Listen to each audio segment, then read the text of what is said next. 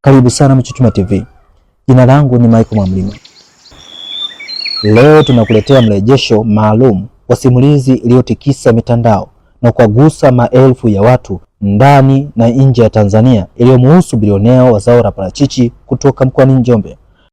Mwanzoni mwa mwaka huu wa 2026 tarehe 1 Machi, tulikuletea simulizi ya kusisimua ya mfanyabiashara aliyefanya maamuzi magumu ya kuacha kazi ya serikali na kuingia kwenye kilimo cha parachichi. Wengi walibaki na maswali, wengine walihamasika, na wengine hawakuamini kama kilimo kinaweza kumtoa mtu kwenye maisha ya kawaida mpaka kuwa miongoni mwa watu wenye mafanikio makubwa nchini.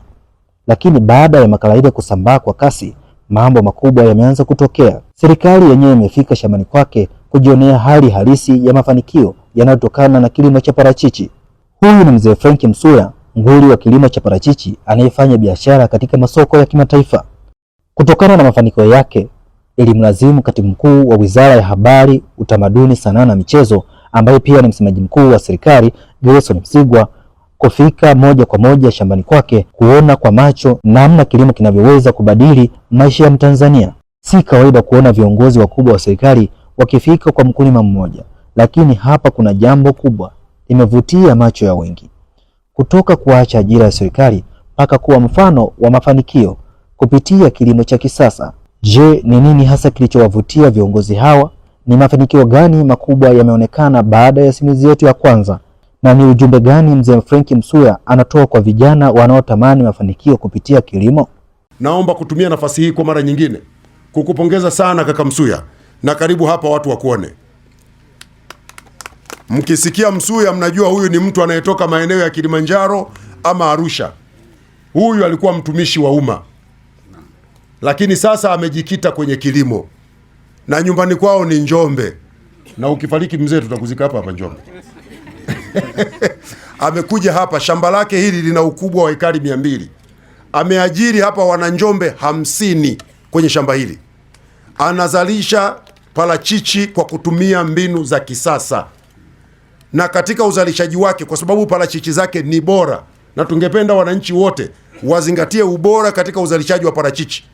Mwaka jana msimu uliopita, wakati namuuliza, ameniambia kwamba ameuza kilo moja mpaka shilingi 3,700 kwa kilo moja. Wastani wa mauzo ya parachichi katika mkoa ni shilingi 1,700, lakini kwa sababu yeye anazingatia ubora ameuza kwa shilingi 3,700, na hapa amevuna tani 200 za parachichi. Kwa hiyo ndugu zangu wa Tanzania, tukisema kilimo kinalipa, hiyo ndio maana yake, na Msuya ameonesha kwa vitendo. Labda nyinyi hamumuone, sogea hapa ukoone vizuri. Hapa alipokavaa cheni ya gold. Yaani kuonyesha kwamba pesa ipo mangi. Karibu sana, wasalimu na wakulima kidogo. Jamani, karibuni sana Havila. Kama mnavyoona, sisi ni miongoni mwa watu tuliofaidi huduma za serikali. Juu mnaona umeme umepita huo, unakwenda mtoni kuchukua maji. Barabara mmeona inasafishwa, na sio leo tu, kila mara. Lakini tunapata dawa zile za msingi. Kuna dawa tunaita Asante Samia. Ni dawa tunayoitumia kwa ajili ya kukusanya wadudu waharibifu katika mitego. Kwa hiyo mkiona huko kuna galoni ziko huko, chupa, hiyo sio dawa kipare. Hiyo ni mitego kwa ajili ya kukusanya wadudu waharibifu, ili tusitumie dawa nyingi kwa ajili ya kupuliza kwenye mimea ambayo sisi zao hili tunalisafirisha kwenda nchi za nje. Kwa hiyo nipende kushukuru sana. Asante sana kaka Msigwa. Umekuwa mahiri katika maelekezo mengi. Nashukuru sana. Tunaomba tuendelee kukutumia. Asante sana. Amna neno. Nakushukuru, tupige makofi mengi sana kaka Msuya. Asante sana. Kilimo kinalipa. Kwa hiyo hata wakulima wanaweza kuvaa madini. Si mmeona? Kilimo kinalipa na serikali inaendelea kuwaunga mkono wakulima. Tunajua wako waandishi wa habari wanafanya kazi nzuri, mkatoe taarifa mbalimbali za fursa ambazo wananchi watanufaika. Msifanye kazi ya kubrandi viongozi. Wewe kazi yako kila wakati ni katibu mkuu leo amefanya hiki, katibu mkuu leo amefanya hiki, waziri leo amefanya hivi, mkuu wa mkoa leo amefanya hivi. Kuna kazi nyingi. Njooni hapo kwa Msuya, kuna mwandishi wa habari wa Njombe alimdokumenti Msuya. Mimi Msuya nimemuona kwenye YouTube. Yuko wapi yule mwandishi wa habari? Tukitoka hapa nakupa 200,000. 300,000. Hey, kwa sababu huyu ameonesha ni namna gani. Unaitwa nani? Michael Mwamlima. Kevin yuko wapi? Aya, mpatie 300,000. Yeah. Amemdokumenti Msuya kuonesha namna ambavyo NSSF wanampatia 500,000. Mimi nitajazia hapo iwe 1,000,000. Mambo si hayo jamani. Lazima tukutunuku, kwa sababu amekwenda kutengeneza documentary na imetrend sana kwenye YouTube. Inaonesha namna ambavyo mtu aliamua kuwekeza kwenye parachichi na manufaa aliyoyapata. Leo vijana wangapi wa Njombe wataachana na mambo ya kipuuzi waende shambani kulima? Msuya, imekuchukua miaka mingapi kuanza kuvuna hapa, kutengeneza ile matunda ya kwanza, au tuseme parachichi kuanzia kulipanda na kwanza kuchuma ni miaka mingapi? Ukipanda kufuata utaalamu, ndio ni mwaka wa kwanza wa tatu unaanza kupata mavuno ya kwanza, ambayo ni takriban unaweza kupata kilo 20 mpaka 30. 20 mpaka 30. Baada ya hapo mwaka wa 4 unaweza kupata kilo mpaka 50 mpaka 100 kulingana na utunzaji kwa mti mmoja. Sasa mambo si hayo. Sasa vijana wangapi wamevutiwa kufanya kazi ya kuzalisha parachichi? Ni wengi. Kwa hiyo inasaidia sana. Na kupongeza sana ndugu yangu. Naongera sana Msuya. Endeni kufanya hivyo. Waandishi wa habari wa Njombe, onyesheni wote. Hapa kuna wakulima kuna watu wanapanda miti. Njombe kuna miti mingi sana. Onyesheni namna ambavyo wanapata mapato. Tuwaoneshe vijana kwamba badala ya kulalamika na kupiga tilalira, twende tukafanye kazi. Kuna kazi za kupata pesa ambazo zitawasaidia. Na mimi kama mpango wangu haukubadilika, kama sikusukumwa, niko tayari kustaafu mapema nije niungane na vijana vijijini tulime. Hii ndio ahadi yangu. Labda nibanwe na majukumu ambayo siwezi kuyakataa, lakini lengo langu ni hilo, ni staafu mapema niungane na vijana. Wananisema sana kwenye mitandao, huyu anaongea wakati yeye ana mshahara. Nitaacha kazi, nitakwenda kufanya kazi na wakulima wenzangu. Na mfano mzuri, njooni hapa Njombe. Natamani maafisa habari mngepata siku moja muende vijijini. Hapa mimi mkazi wa Njombe. Hapa ukienda mchana kama saizi kijijini, humkuti mtu. Watu wote wako shambani wanafanya kazi. Wote wanafanya kazi. Mnamwona Msuya yuko na mtoto wake huyo. Mdogodogo huyu hapa. Mjukuu yuko hapa. Kako shambani. Aka baadaye katakuja kuwa kakulima. Huyu Msuya kaacha kazi ya serikali. Kaacha kazi ya serikali. Maana nikisema utasikia Msigu unasema kwa sababu wewe ni mtumishi wa serikali. Msuya kaacha kazi ya serikali. Na fedha anazopata hapa ni mara 10 ya fedha anazopata mimi. Maana nijifananishe mimi. Anapata mara 10 zaidi ya fedha anazopata, na hiyo ni mwaka huu. Ameniambia lengo lake miaka 3 ijayo afikie tani 1,000 za parachichi kutoka kwenye shamba hili na mashamba yake mengine. Huu ni uchumi mkubwa. Huyu Msuya angeweza kurudi kwao Kilimanjaro au Moshi. Msuya nyumbani wapi? Kilimanjaro. Angeweza kurudi huko Kilimanjaro. Lakini kaona fursa hapa. Kaona fedha zinazotolewa na serikali kwa ajili ya wakulima. Analima hapa. Nyinyi mnajua akiuza tani 200 za parachichi anapata shilingi ngapi? Kwa hiyo Mtaka alipokuja hapa hakuniamini sana nilipomwambia. Lakini baada ya muda mfupi akasema, Msigwa, ulichoniambia nimekiona. Kweli wananchi wa Njombe ni wachapakazi, na mimi nataka kutumia nafasi hii kuwapongeza sana wananchi wa Njombe kwa namna ambavyo mnaungana na serikali katika kuhakikisha mnasukuma mbele kilimo cha mkoa huu. Tunapofanya kilimo hiki kwa kiasi kikubwa, tunaongeza pato la taifa, tunaongeza fedha za kigeni. Hivi ninavyozungumza na nyinyi, parachichi kwa zaidi ya 40% inazalishwa na kupelekwa nje ya nchi yakiwa matunda, na sehemu iliyobaki tunazalisha mafuta ambayo na yenyewe kwa sehemu kubwa yanakwenda nje ya nchi. Maana yake ni kwamba parachichi za Njombe na huku Mere nitawapa takwimu, zinaongeza fedha za kigeni kwa ajili ya nchi yetu. Sasa kwenye eneo hili mnafahamu wote, mkoa wa Njombe ni mahiri katika uzalishaji wa viazi. viazi mviringo vinazalishwa vingi sana hapa Njombe. Lakini Njombe pia tunazalisha miti mingi sana. Tunazalisha mbao ambazo zinatumika nchi nzima.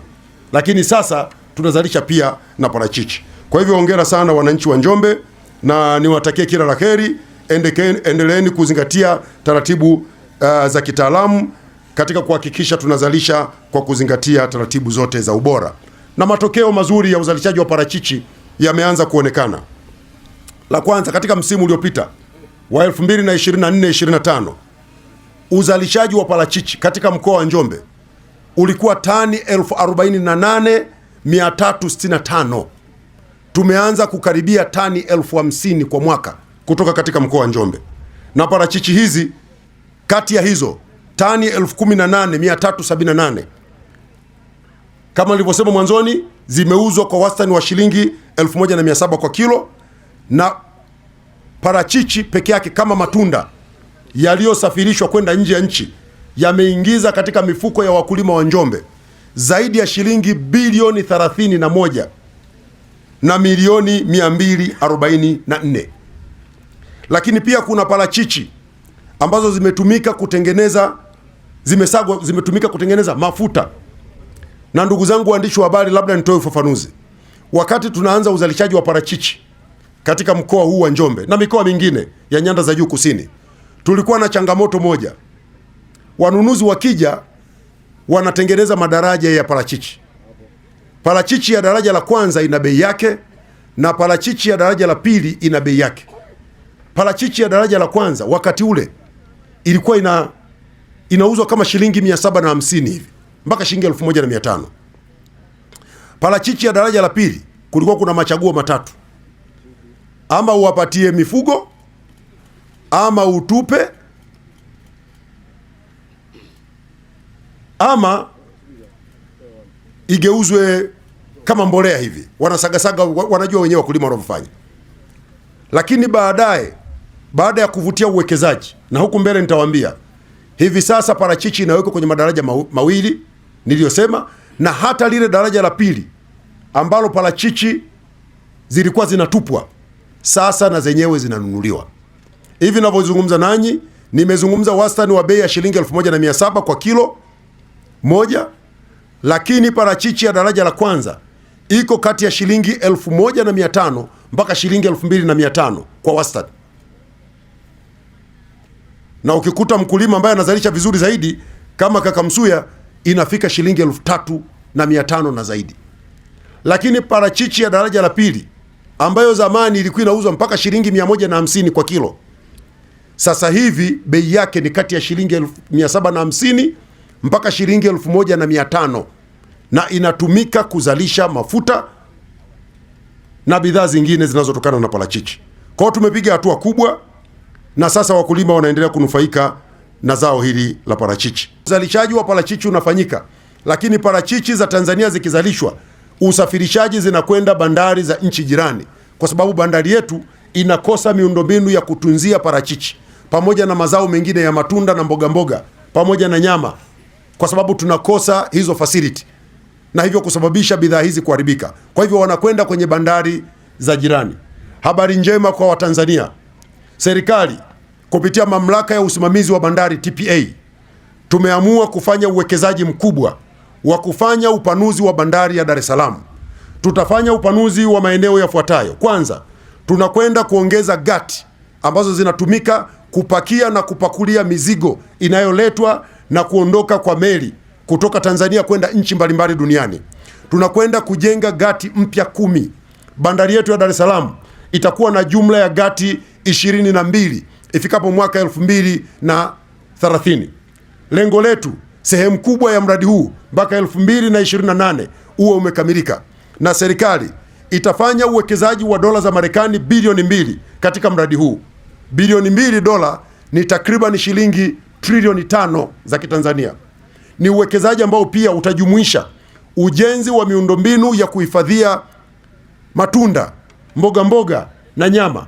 Tunakwenda kujenga cold rooms za kisasa, ili sasa wakulima wetu wakizalisha parachichi tusiende nchi jirani kusafirisha, tutasafirisha kutoka bandari ya Dar es Salaam. Na miradi hii tunategemea kwa sehemu kubwa ifikapo mwaka 2028 iwe imekamilika. Sasa hivi bandari yetu ya Dar es Salaam inahudumia mzigo kama takriban tani milioni 30, lakini lengo letu kufika 2028 tufike takriban tani milioni 50. Ifikapo 2030 bandari yetu ya Dar es Salaam iwe na uwezo wa kuhudumia tani milioni 62. Tukifika hapo tutakuwa na uwezo mzuri wa kusafirisha mazao yote ya wakulima kutoka Tanzania na kwenda katika maeneo mengine mbalimbali ya nchi yetu, na hivyo tutakuwa tumeweza kuongeza thamani na kupunguza gharama kwa wakulima na wasafirishaji mbalimbali waliokubali kuwekeza kwenye sekta ya kilimo.